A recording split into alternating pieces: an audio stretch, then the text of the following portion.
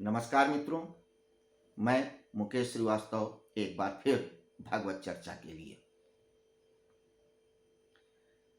मित्रों, हमारे उपनिषदों में एक महान वाक्य है तत्त्वमसि, छांदोग्य उपनिषद का। तत्त्वमसि का अर्थ है तू वही है। तत् माने वो, त्वम माने तू, असि माने है। त्वम का मतलब सिर्फ तुमसे नहीं है, सबसे है। मैं आप सब कुछ, जो कुछ भी दिख रहा है सब कुछ त्वम है। अब वो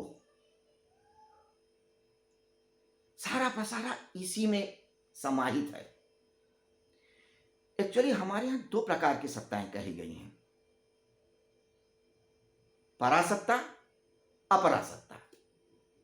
परा वो है जो परे है सारी इंद्रियों से। आंख जिसे देख नहीं सकती, कान जिसे सुन नहीं सकते, नाक इसे सूंघ नहीं सकती, जीभ इसे चख नहीं सकती, बुद्धि निर्णय नहीं ले सकती, मन मनन नहीं कर सकता, चिंतन नहीं कर सकता, सारी इंद्रियों से परे है, वही है वो अपरासत्ता, जिसे सारी इंद्रियां जानती हैं, समझती हैं, देखती हैं, सुनती हैं, चखती हैं, अनुभव करती हैं। तो जो अपरासत्ता है, जो परासत्ता है, सब एक ही है। परमात्मा और जीव अलग नहीं है, एक ही है। इसी की उद्घोषणा करता है उपनिषद का तत्त्वमसि। अज्ञानवश हम लोग समझते हैं कि परमात्मा अलग है, कहीं आकाश में बैठा है। नहीं, ऐसा नहीं है। कहीं कोई आकाश में ईश्वर नहीं है। अगर है भी तो वो भी वही है जो हम और आप हैं। इसी की उद्घोषणा है तत्त्वमसि। और भगवत गीता इसी का विस्तार है। 18 अध्यायों और 700 श्लोकों में भगवान श्री कृष्ण अर्जुन के माध्यम से पूरे संसार को यही बता रहे हैं कि देख अर्जुन, तेरे और मेरे में कोई भेद नहीं है। नर भी वही है और नारायण भी वही है। माया है जिससे तू समझ रहा है कि मैं और तू अलग है। ये भाई है, ये बांधव, ये राज है, सब कुछ है। इसी का विस्तार है तत्त्वमसि 6 अध्यायों में। पहले 6 अध्यायों में तत्, उसका वर्णन, दूसरे 6 अध्यायों में त्वम, इसका वर्णन, असि 6 बाकी अध्यायों में है। यानी परा अपरा और उस होने के बाद को विस्तार से बताया है। इसी के संदर्भ में हमने अब तक 13 श्लोकों पे चर्चा किया। आज 14वें श्लोक पे हम चर्चा करेंगे।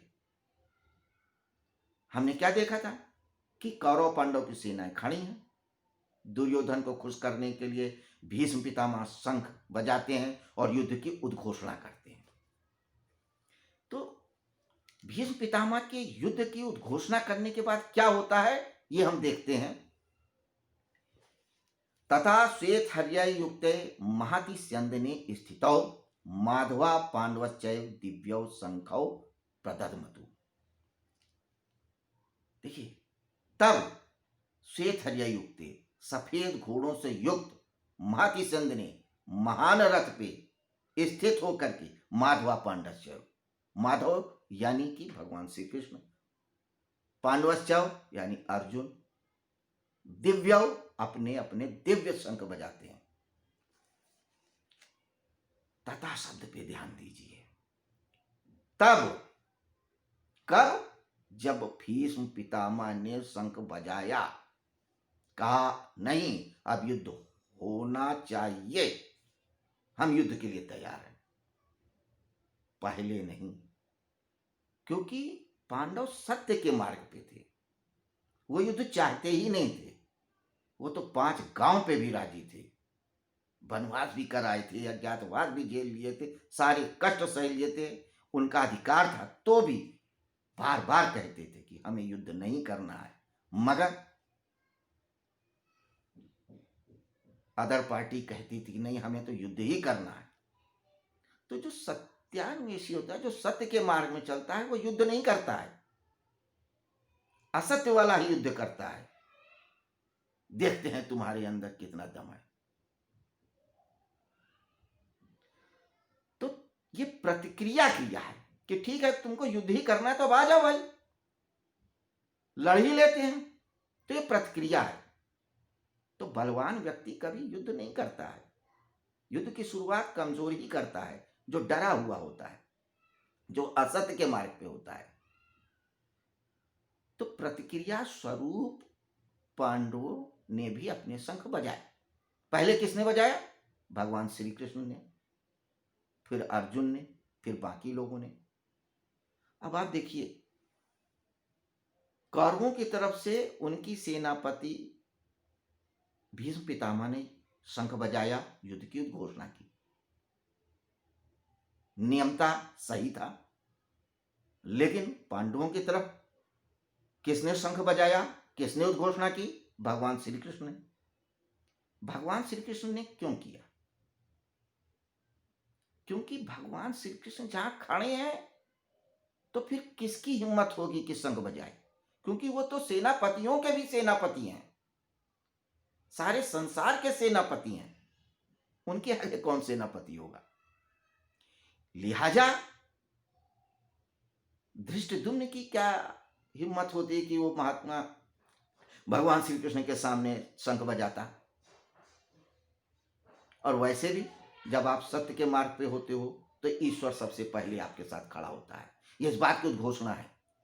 सत्य के मार्ग पे चलो तो शुरू तो करो, ईश्वर आपके साथ पहले खड़ा है, पहले उद्घोषणा कर देगा कि चल मैं तुम्हारे साथ हूं।